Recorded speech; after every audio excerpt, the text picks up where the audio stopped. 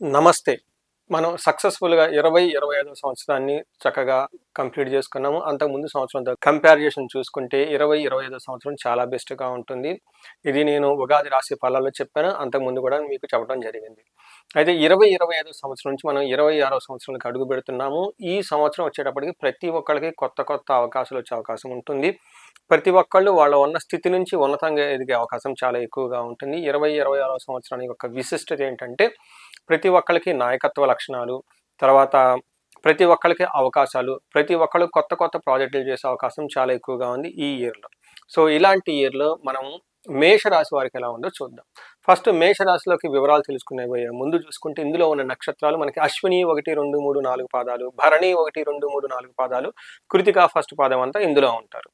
మనం పేరు బలం ప్రకారం కనుక చూసుకుంటే ఇందులో చూ, చే, చో, లా, లీ, లో, లా, ఆ అన్న లెటర్స్ అంతా కూడా ఇందులో ఉంటాయి. ఎవరిదైనా వాళ్ళ బాగా పాపులర్ అయిన పేరు ఈ అక్షరాలతో ఉంటే వాళ్ళు కూడా మేషరాశిలో వస్తారు.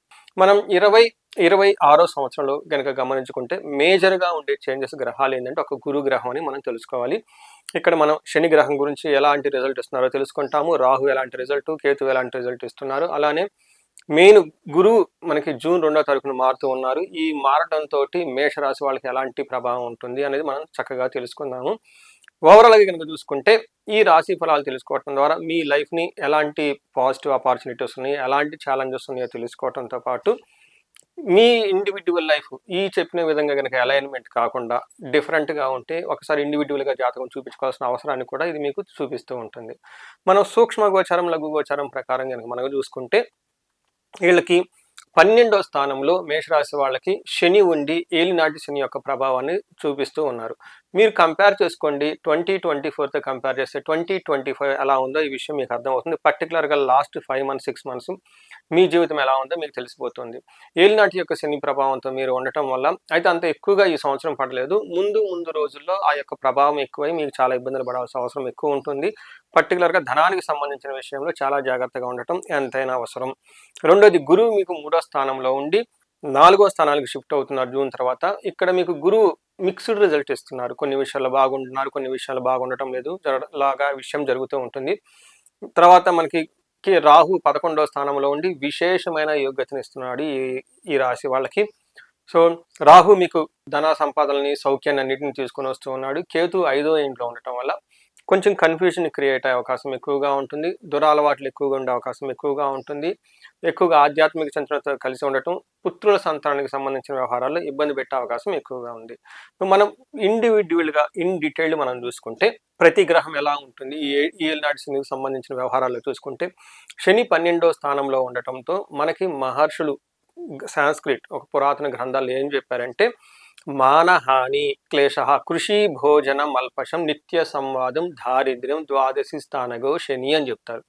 అంటే ఏమవుతుంది, శని 12వ ఇంట్లో ఉండటం వల్ల అంటే మీనరాశిలో ఉండటం వల్ల మీకేమవుతుంది అంటే ఈ రాశి వాళ్ళకి ఫస్ట్ మానహాని అంటే అవమానం జరిగే అవకాశాలు ఎక్కువ జరుగుతూ ఉంటుంది. మనసులో ఎప్పుడు ఏదో ఒక టెన్షన్ ఉంటుంది. వ్యవసాయం కానివ్వండి, బిజినెస్ కానీ ఇలాంటివి కనుక చేస్తూ ఉంటే వాటిలో సరైన ఆదాయం ఉండదు, లాభం ఉండదు అని గమనించుకోవాలి. తర్వాత నిత్య సంవాదం ఎప్పుడు ఏదో విషయాలతో మీరు తడబడుతూ గొడవలు పడుతూ ఉండే అవకాశం ఎక్కువగా ఉంటుంది. ధనానికి సంబంధించిన వ్యవహారం చాలా ఫ్రిక్షన్ మీరు ఫేస్ చేస్తారు. అంతేకాకుండా ఫాదర్ లాంటి ఫిగర్స్ ఎవరైనా ఉంటాయి కానివ్వండి, వాళ్ళకి మీ ఇంట్లో హెల్త్ కాంప్లికేషన్స్ వచ్చే అవకాశం ఎక్కువగా ఉంటుంది. ధనాన్ని కోల్పోయి ఇంటి వ్యవహారాల్లో గొడవలు వచ్చే అవకాశం ఉంటుంది. ఇది అంతా కారణం ఏమిటంటే మీకు ఏలినాటి శని యొక్క ప్రభావం మీ మీద ఆల్రెడీ వచ్చిందని గమనించుకోవాలి. తదనుగుణంగా మీరు లైఫ్ అనేది చక్కగా ప్లాన్ చేసుకోండి. ఇందాక ఎక్కడెక్కడ ఛాలెంజెస్ ఉన్నాయో వాటిలో ఛాలెంజెస్ ఉంటాయని మీరు ముందుగా గమనించుకొని ఆ విషయాల్లో ఒక స్టెప్ వెనక్కి తగ్గి ఉండటం చాలా అవసరం. పర్టికులర్గా బిజినెస్ పీపుల్ ఎవరైనా ఉన్నా కానీ మీకు మనీ సర్క్యులేషన్ చాలా స్లో అయిపోతుంది, రావాల్సిన డబ్బు రాదు. అలానే మీరు ఈ టైంలో ధనం వేరే వాళ్ళకి ఇచ్చినా ఆ ధనం అనేది మీకు చేతికి రాదు. అలానే కొత్త ప్రాజెక్ట్స్ ఏదైనా కనుక చేస్తే అవి మీకు పికప్ అవడానికి చాలా టైం పడుతుంది. అందుకని రిస్కీగా ఉండే పనులు, హైయెస్ట్ ఇన్వెస్ట్మెంట్ చేసే పనులు, తర్వాత కొత్తగా వచ్చిన వాళ్ళు నమ్మటం, ఇలాంటి వ్యవహారాల నుంచి మీరు చాలా దూరంగా ఉంటే చాలా మంచిది. ఎందుకంటే ఈ శని ప్రభావంతో చాలా స్లో అవుతుంది, మీరు తట్టుకునే అవకాశం చాలా తక్కువ ఉంటుంది. నెక్స్ట్ గురువు మీకు 3వ స్థానంలో ఉండి మీకు ఏం చేస్తున్నారంటేనండి విపరీత వేద అన్న కాన్సెప్ట్ ద్వారా గురువు మీకు 3, 4 పొజిషన్లో మిక్స్డ్ రిజల్ట్ ఇచ్చే అవకాశం ఎక్కువగా ఉంటుంది. సో అటు అంత మంచి చేయరు, అలానే అట్లా పెద్ద ఇబ్బంది పెట్ట కూడా ఉండదు గురువు. తటస్థంగా న్యూట్రల్గా వెళ్ళిపోయే అవకాశం ఎక్కువ ఉంటుంది. మనకి 3వ స్థానంలో ఈ రాశి వాళ్ళకి గురువు 3వ ప్లేస్లో ఉంటే ఏమవుతుందంటే ఉద్యోగ భంగం కలహం అని చెప్తూ ఉంటారు. అంతేకాకుండా అతి క్లేశం బంధువైర్యం దారిద్ర్యం దేహ పీడనం ఉద్యోగ భంగం కలహం అని మనకు సంస్కృతంలో మహర్షులు చెప్పారు. దీని ప్రకారం ఏమవుతుందంటే వీళ్ళకి చాలా హార్డ్ వర్క్ చేయాల్సి వస్తుంది. అతి క్లేశం అంటే శ్రమ, చాలా ఎక్కువ హార్డ్ వర్క్ చేయాల్సి ఉంటుంది. బంధువులతో గొడవలు అవుతుంటుంది. దారిద్ర్యము అంటే ఫైనాన్షియల్గా క్రైసిస్ ఉంటుంది. ఉద్యోగ కలహం ఉద్యోగ భంగం, ఉద్యోగంలో ప్రాబ్లం వచ్చే అవకాశం ఉంటుంది. ఇప్పటిదాకా మనం శని చేసే ప్రభావం తెలుసుకున్నాము. ఇప్పుడు ఉద్యోగంలో కూడా ప్రాబ్లం వస్తుంది. గురువు కూడా ఆల్మోస్ట్ సిమిలర్ అలాంటి ప్రాబ్లమ్సే మీకు తీసుకొని వస్తూ ఉన్నాడని గమనించుకోవాలి. అయితే గురువు దృష్టి ఉండటం వల్ల చాలా మందికి పెళ్లిళ్ళు కాని వాళ్ళకి పెళ్లిళ్ళు అయ్యే అవకాశం ఎక్కువగా ఉంటుంది. ధన ప్రవాహం ఏదో ఒక విధంగా మీకు రూట్ అవుతూనే ఉంటుంది. లేట్గా రావచ్చు కానివ్వండి, ధనం అనేది ఏదో ఒక విధంగా మీకు వచ్చే అవకాశం ఉంటుంది అనేది మీరు గమనించుకోవాలి. అంటే బాగా ఇబ్బంది పడి ట్రస్ట్ చేసి ధనం వచ్చే అవకాశం ఉంటుంది. మీకు ఇంకొక గ్రహం గురువు మీకు జూన్ తర్వాత 4వ ఇంట్లో రావటం జరుగుతుంది. అగైన్ 4వ ఇంట్లో ఉన్న గురువు అంత మంచిది కాదు. మనకు సంస్కృతంలో ఏం చెప్తారంటే యాచనం బుద్ధి చాంచల్యం తేజో హని ధన వ్యయం దేశ త్యాగం చ కలహం. చతుర్థ స్థానికే గురువు అంటారు. అంటే 4వ ఇంట్లో కనుక గురువు ఉంటే ఏమవుతుంది, ఈ టైంలో యాచన బుద్ధి అంటే మీకు అప్పటిదాకా మీరు ఇంట్లో నుంచి బయటకు వెళ్ళి ఏమీ అడగని వాళ్ళు, లేదంటే ఎప్పుడు వేరే వాళ్ళ సహాయం కోరని వాళ్ళు, ఎప్పుడు 10 మంది మీ దగ్గరకు వచ్చి మీ సహాయం కోరేవాళ్ళు ఉన్న పరిస్థితి నుంచి మీకు ఫైనాన్షియల్గా అవసరం అయ్యి, లేదంటే ఇంకొక దానికి ఏదో దానికి అవసరం అయ్యి మీరు 10 మంది దగ్గరికి వెళ్ళి డబ్బులు కావాలి, సహాయం కావాలి అని అలాంటి ఒక పరిస్థితి వచ్చే అవకాశం ఎక్కువగా ఉంటుంది. ఇది మీకు జూన్ తర్వాత అంటే ప్రాబ్లమ్స్ ఇంకొంచెం నెక్స్ట్ లెవెల్కి వెళ్ళి ఇబ్బంది పెట్టే అవకాశం ఎక్కువగా ఉంటుంది. తేజోహాని, అప్పటిదాకా చాలా డిగ్నిటీగా పుష్టిగా లైవ్లీగా కనిపించిన మీరు కొంచెం డల్గా కనిపించే అవకాశం ఎక్కువగా ఉంటుంది. దేశ త్యాగం, ఈ టైంలో మేషరాశి వాళ్ళకు ట్రాన్స్ఫర్ అయ్యే అవకాశం ఎక్కువగా ఉంటుంది. లేదంటే ఉన్న పొజిషన్ వదులుకొని కంఫర్టబుల్గా ఉన్న పొజిషన్ వదులుకొని దూర ప్రాంతాలకు వెళ్ళే అవకాశం ఎక్కువగా ఉంటుందని గమనించాలి. బట్ ఓవరాల్గా ఆయుష్కి సంబంధించిన వ్యవహారాలు చాలా బాగుంటుంది. శుభకరంగా ఎక్స్పెండిచర్స్ చేసే మంచి మంచి కార్యక్రమాలు చేసే అవకాశం కూడా ఉంటుంది. సో మీకు గురువు ఫస్ట్ 6 months మిక్స్డ్ రిజల్ట్, తర్వాత కొంచెం ఇబ్బంది పెట్టే పరిస్థితిలో ఉన్నారు. అంటే ఓవరాల్గా గురువు మీకు మిక్స్డ్ రిజల్ట్ ఇస్తున్నారు. శని మీకు 100% ఇబ్బందులు పెట్టే పరిస్థితిలో ఉన్నారు, అందులో జూన్ తర్వాత. సో ఇప్పుడు ఉన్న 2 గ్రహాలు చూసుకుంటే మనకి అంత అనుకూలంగా లేదు ఈ రాశి వాళ్ళకని తెలుసుకోవచ్చు. నెక్స్ట్ మీకు బాగా యోగ్యతనిచ్చే గ్రహం రాహు. మీరు ఏదైనా కనుక చక్కగా చేస్తున్నారు, లేకపోతే సాఫ్ట్వేర్లో ఉన్నారు, ఐటీలో ఉన్నారు, ఫిల్మ్ ఇండస్ట్రీలో ఉన్నారు, పాలిటిక్స్లో ఉన్నారు, రాహు గ్రహం వల్ల మీకు విశేషంగా లాభపడుతూ ఉంది. ఆయన మీకు బ్యాక్ బోన్ లాగా నిడుస్తూ ఉన్నారు ఈ సంవత్సరం చెప్పుకోవాలి. రాహు 11వ ఇంట్లో ఉంటే ఎలాంటి లాభం మీకు కలుగుతుంది అంటే గోజీవ జంఘానం క్షీరాన్నాది సుభోజనం వస్త్రమాల్యాది లాభం చ ఏకాదశ గతో ఫణి అని చెప్తారు. అంటే 11వ ఇంట్లో కనుక రాహు ఉంటే ఏమవుతుందంట, జీవ అంటే మీకు అగ్రికల్చరల్ ఎవరైనా ఉంటే వాళ్ళ దగ్గర నుంచి మనకి పూర్వకాలంలో ఏమంటారు మనకి సపోర్టింగ్ టీమ్ అని మనకి రిసోర్సెస్ మనం చెప్పుకోవచ్చు. ఏ ప్రకారంగా గోవులు, అశ్వాలు, ఏనుగులు, మీకు సర్వెంట్స్ ఎవరైనా ఉంటే కనుక వాళ్ళంతా బాగా సపోర్ట్ ఇస్తారు. ఈ టైంలో కంప్యూటర్స్, ఎలక్ట్రానిక్స్, ఫారిన్ కనెక్షన్స్ అంతా విపరీతంగా మీకు లాభిస్తుంది. ఫారిన్లో ఉన్న ఫ్రెండ్స్ అంతా మీకు విశేషంగా లాభం తీసుకొస్తూ ఉంటారని చెప్పొచ్చు.